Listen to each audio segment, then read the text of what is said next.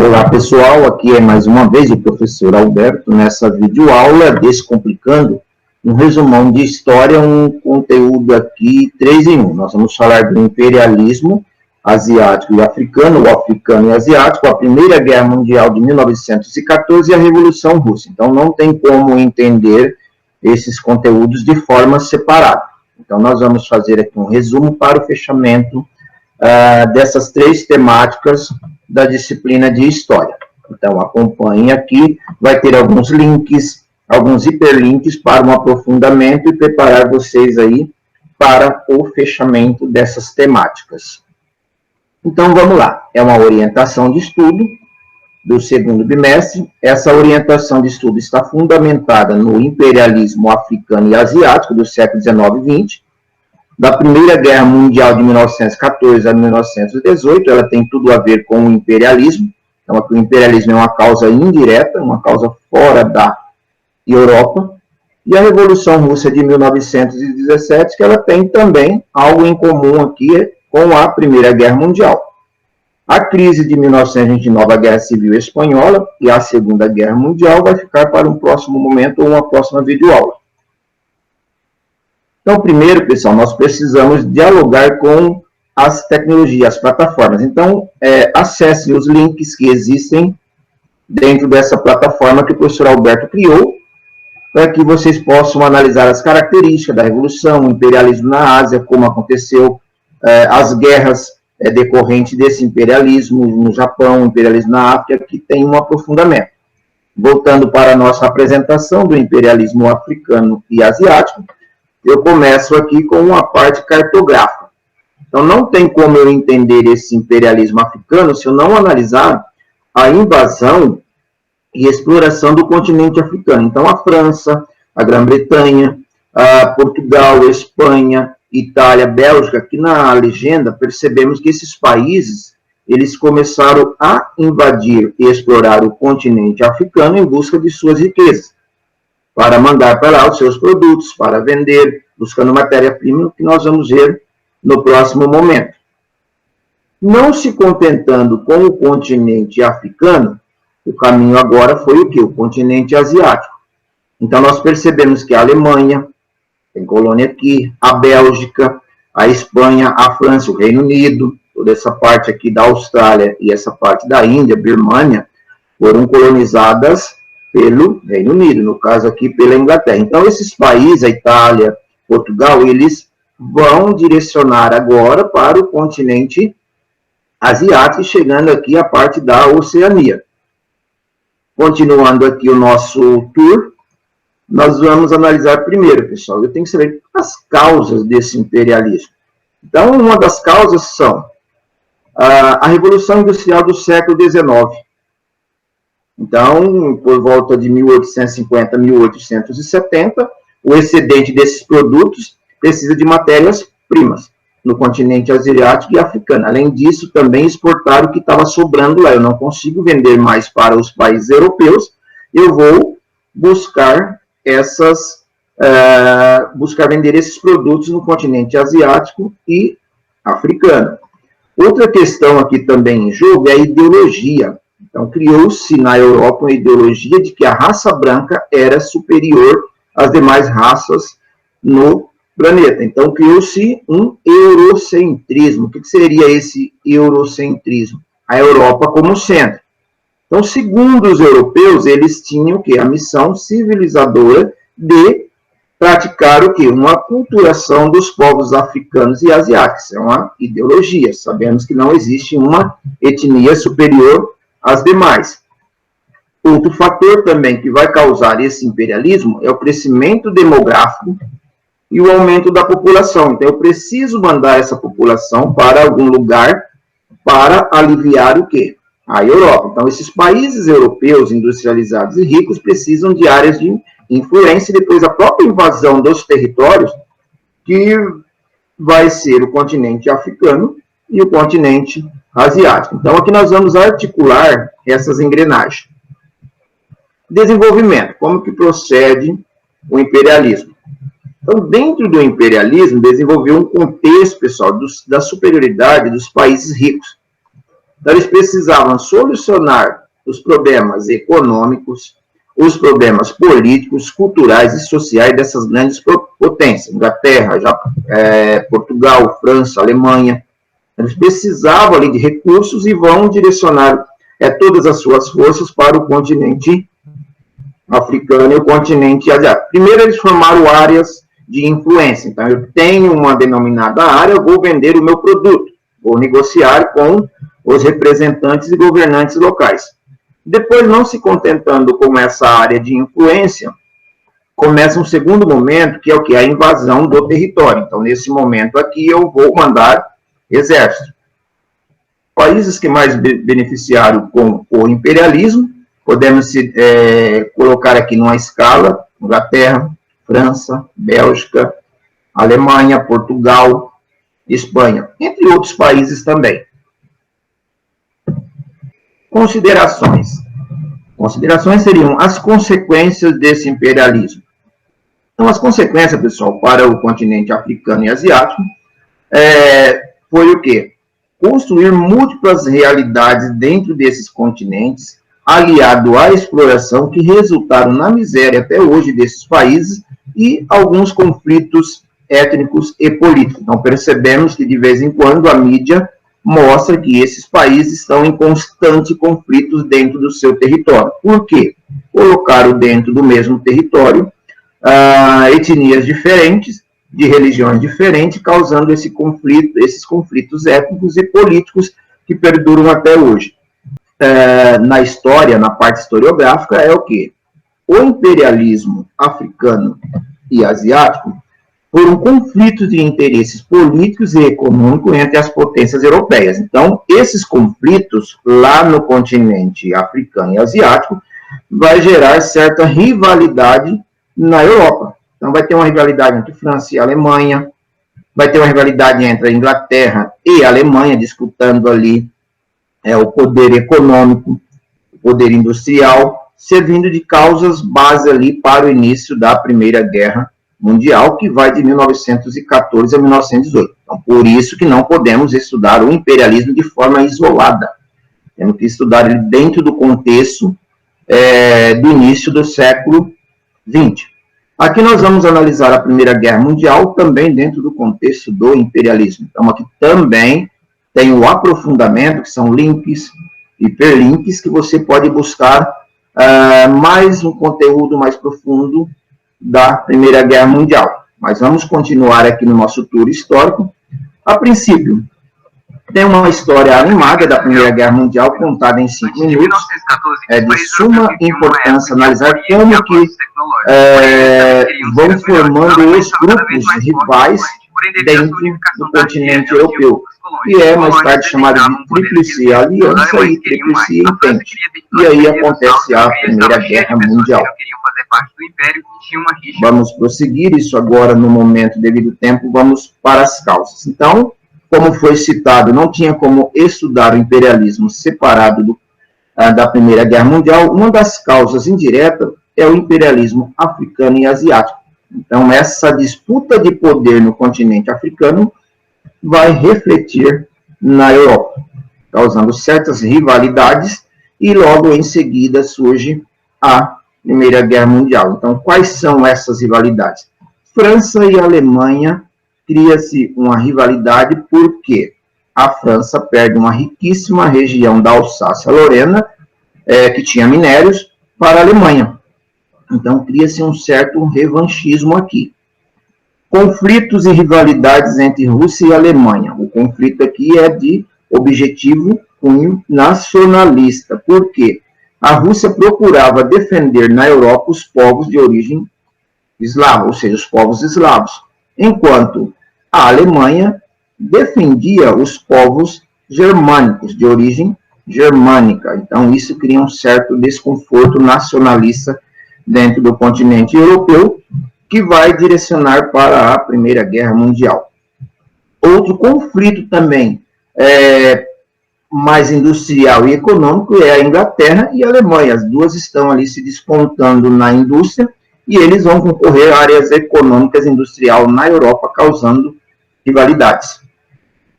Aqui nós percebemos os dois grupos que vão formar no continente europeu antes da guerra. Então, nós vamos ter a Tríplice Aliança, que é formada pela Germany, que seja a Alemanha, a Áustria, que é o Império Austro-Húngaro. A princípio, a Itália entra do lado da Alemanha, da Áustria e do Império Austro-Húngaro. Depois, em 1915, ela sai e vai participar da Tríplice Entente, que é pela França, formada pela França, formada pela Inglaterra e pela Rússia. Quando a Rússia sai em 1917, ocupa o seu lugar os Estados Unidos da América, que nós vamos ver logo na sequência. Então, pessoal, como desenvolve essa guerra? A princípio, a guerra ela desenvolve formando os grupos como a Tríplice Aliança, então 2 blocos vão se formar ali na Europa. Esse bloco da Tríplice Aliança, como foi ressaltado pelo professor no mapa, é formado pela Alemanha, Áustria e Itália. A Itália sai em 1915 e entra também o Império Turco Otomano. Tríplice Entente. Nesse resumão, a gente vai falar assim apenas superficialmente a participação desses países nesses 2 blocos. França, Inglaterra e Rússia. A Rússia sai em 1917 devido ao conflito que esse país está passando interno, e entra os Estados Unidos, sendo decisiva que a entrada dos Estados Unidos para que a Tríplice Entente ganhe essa guerra. O estopim, ou seja, qual foi o primeiro momento, aquilo que precisava para que a guerra tivesse início? A Áustria vai anunciar a anexação da Bósnia-Herzegovina em 1908, contrariando os interesses dos sérvios e do russo. Então, a partir do momento que um país anexa território, dentro desse território tem povos que pertencem ou à Rússia ou à Alemanha, tem-se um pretexto para iniciar a guerra. Mas o barril de pólvora estava formado e no dia 28 de julho de 1914, o herdeiro do trono austríaco, Francisco Ferdinando, junto com sua esposa, foram assassinados em Sarajevo, capital da Bósnia. Então, a Áustria vai declarar guerra à Sérvia, e a Sérvia é protegida pela Rússia e a Áustria pela Alemanha. Então, já começa ali o que nós chamamos de a guerra de movimentos. Então, nesse momento do assassinato do herdeiro do trono austríaco, Ferdinando, e sua esposa, começam a guerra de movimento e os preparos para a guerra. Aqui eu ilustrei através de uma imagem o sofrimento de uma guerra, pessoal, quando era utilizado as trincheiras. Então, aqui permaneciam esses soldados por meses e até anos, com pessoas que feridas, mortos, ratos e um monte de outras coisas originário de uma guerra. A primeira fase da guerra é de suma importância conceber que é uma guerra de movimentos, o momento em que os exércitos dos países envolvidos no conflito ultrapassavam a fronteira do inimigo, pessoal, com poucos avanços. Não, aqui é muita cautela, será que eu consigo adentrar uma fronteira de outro país, vou ser derrotado? Então, eu preparo para a guerra. A segunda fase da guerra, a mais cruel, são as guerras de trincheiras, os buracos formados, centenas de quilômetros foram cavados para se esconder do inimigo. Então, aqui eles conviviam dentro desses buracos por meses e até mesmo anos, com ratos, piolhos, pessoas doentes, feridos e cadáveres. E a terceira fase, já quase no final da guerra, é a entrada dos Estados Unidos em 1917 e a saída da Rússia em 1917 para enfrentar a sua revolução. O próximo assunto e resumo que nós vamos ver em seguida. Então, quando os Estados Unidos percebem que a Alemanha está ganhando força, ele toma uma decisão em 1917 e entra do lado dos aliados, do lado da Inglaterra, da França e da Rússia, só que a Rússia já tinha saído. Então, aqui, como ressaltei, a Rússia, em 1917, faz um acordo com a Alemanha e sai da guerra para enfrentar a sua revolução que estava acontecendo. Terminando a guerra, foi assinado em 28 de junho de 1919 o Tratado de Versalhes, mas foi terminada de uma forma procurando os culpados, nesse Tratado de Versalhes, percebemos que a vitória foi da Tríplice Entente, Inglaterra, França, Estados Unidos e a Rússia, mesmo que a Rússia já tinha saído. O Tratado de Versalhes, pessoal, aqui tem também uns links, não vamos adentrar nele agora, ele culpou a Alemanha pela guerra. Essa culpa vai trazer certo revanchismo para os povos ali da Alemanha, gerando a Segunda Guerra Mundial. Então, a Alemanha teve seu exército reduzido, as indústrias bélicas controladas, perdeu-se boa parte de sua região, devolveu para a França a região que eles tinham tomado, a Alsácia-Lorena. Então, a Alemanha ficando com esse prejuízo, através do Tratado de Versalhes, isso vai repercutir na nação Alemanha, trazendo um revanchismo que vai gerar, depois de 21 anos, a Segunda Guerra Mundial.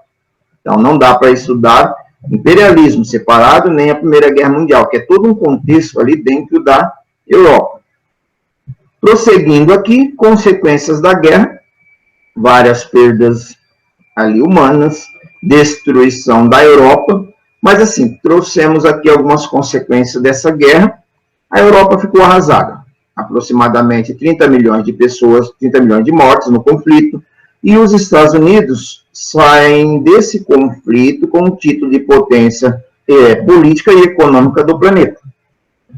Criou-se um clima revanche entre os países europeus e depois de 21 anos teve início a Segunda Guerra Mundial. Então, o Tratado de Versalhes, que seria para pôr fim a uma guerra no continente europeu, ele não contribui muito e vai o quê?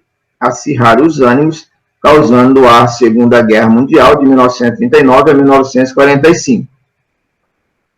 Como foi explanado pelo professor no início da apresentação, a Revolução Russa, também de 1917, ela tem que ser estudada dentro do contexto da Primeira Guerra Mundial. Então, aqui também tem um link para o aprofundamento, então eu busco lá no site de toda a matéria. Eu tenho que analisar as causas dessa revolução, eu tenho que analisar os grupos envolvidos ali dentro, os grupos divergentes a priori, os antecedentes, o que acontece na Rússia antes da Revolução. Mas o que importa agora para nós é a explanação desse resumo. Então, Revolução Russa, o que é uma revolução? Revolução são mudanças bruscas dentro de uma sociedade. É quando muda a política, muda a sociedade, a economia e até mesmo a cultura, que difere de uma revolta, que são tentativas de mudanças que não deram certo. Então, isso é muito importante também ressaltar. Causas. Causas da Revolução Russa de 1917. O autoritarismo do czar Nicolau II. Então, a forma como ele governava a Rússia vai trazer descontentamento da população. Primeira Guerra Mundial de 1914 a 1918, um conflito externo. Então, a Rússia estava passando fome, tinha desemprego, autoritarismo, não tinha sentido envolver-se em uma guerra, seu exército estava despreparado e estava perdendo essa guerra. Então, muitos desertores ali questionavam por que entrar em uma guerra se o problema interno era maior do que o problema externo. Fome, desemprego, atraso econômico, entre outras ações também, causando descontentamento e revoltas que transformaram em revoluções da população da Rússia. Camponeses e operários pagavam um percentual de imposto ou mais imposto do que a nobreza, os ricos, empresários, concentração de terras em um país que estava passando fome. Então, eram práticas imperialistas autoritárias do czar Nicolau II. Problemas sociais, econômicos e culturais contribuíram para a Revolução Russa. Então, juntou-se toda essa receita, essas fórmulas que geraram ali o que nós conhecemos por Revolução Russa de 1917. Desenvolvimento. Então, como foi desenvolvido a princípio a Revolução?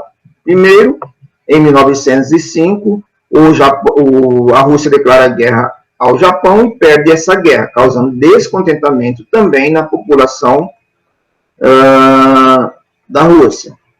Quando foi em 1905 também, houve uma manifestação pacífica e a população foi até o czar Nicolau II para levar algumas reivindicações e foram recebidos ali pelo exército a tiros. matando várias pessoas, conhecido também na história como Domingo Sangrento. Então, isso já vai gerando ali todo um descontentamento. Dessa forma, criaram-se dois grupos dentro da Rússia, que são os bolcheviques e os mencheviques. Bolcheviques eram a maioria que pretendiam a luta armada, liderada por Lenin, Vladimir Lenin. Eles queriam chegar ao poder através da luta armada. E os mencheviques, que significava a minoria em russo, liderada por Plekhanov, defendia a ideia evolucionista de conquista do poder através das vias pacíficas. Então, eles são um grupo radical, os bolcheviques e os mencheviques menos radicais. Certo? Então, eles pretendiam chegar à revolução, praticar a revolução através das eleições. Então, isso aqui é muito importante a gente ver essas divergências de ideias dentro da Revolução Russa. Consequência, pessoal. Quando termina toda a Revolução Russa com o assassinato do czar Nicolau II, sua esposa, em 1900, a família toda foram assassinadas, em 1922, foi estabelecida a União das Repúblicas Socialistas Soviéticas, o URSS, que perdurou até 1991. Após a morte de Lenin, e Trotsky assumiu toda essa revolução, entra ali Stalin. Então, a Rússia deixa de ser um império, e passa a denominar um país controlado ali por Stalin, de forma que o socialismo passa a ser a chave para a evolução e revolução desse país. Após a Revolução Russa, também uma das consequências, em 1922, quando implanta-se na União Soviética a antiga Rússia o socialismo. Então, o socialismo vai participar aqui de um palco de disputa com o capitalismo durante boa parte do século XX, que é denominada de Guerra Fria, que são os conteúdos que nós vamos ver nas próximas videoaulas. Então, aqui é mais uma vez, pessoal, de descomplicar um pouco esses três conteúdos. Não dá para estudá-los de formas isoladas, porque, primeiro, que o imperialismo contribui para a Primeira Guerra Mundial, e a Primeira Guerra Mundial também ela vai contribuir para a eclosão da Revolução Russa. Então, não tem sentido um país que está passando por todos os problemas internos, como a Revolução, como a Rússia, entrar em uma guerra. E quando nós falamos em Revolução Russa, é de fundamental importância compreender o que é uma revolução e o que é uma revolta. É mais um resumão aqui, descomplicando essas três temáticas: imperialismo, Primeira Guerra Mundial e a Revolução Russa de 1917. Para aprender mais, o melhor é um aprofundamento nos links colocados aqui, nas videoaulas já gravadas anteriores, de forma separada. Um abraço a todos. Aproveitem e inscrevam-se no canal do professor Alberto, AR Inovações Educacionais. Precisou, procure os seus professores. Um abraço novamente e até mais.